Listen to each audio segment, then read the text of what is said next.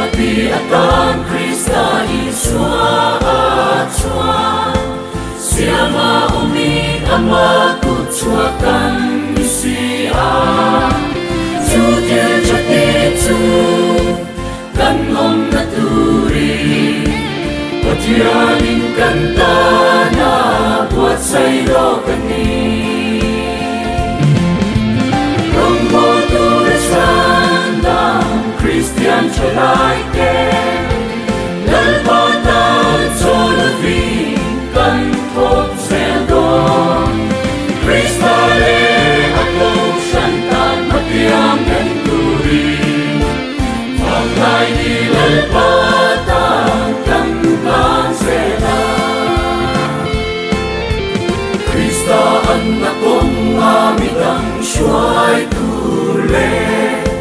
Kau sangkut ke dituraing buat say zeri Cancing siya Tukui bernice Panglay hunal patan Itlan serang Rombo tulisandang Christian Chalaike Lalpatan Solovi kan Thok Zeldon Kristale ako syantan matiang penturi Maglay di lalpatan kan Tuhan Zela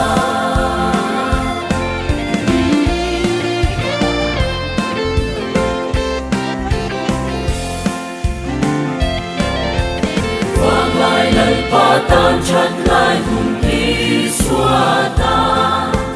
Diinlal na lompatin Thok Zelang Maglay letyuti Imsoy mo ila Rombo turat sandang Christian kan isi Rombo turat sandang Christian Chalaike Lalpatan Solovi kan Thok Zeldon Kristale ako syantan matiang dan turi Maglay di lalpatan kan Tuhan Zela Rombo turat sandang Christian Chalaike Lalpatan Solovi kan Thok Zeldon Kristale ako syantan matiang dan turi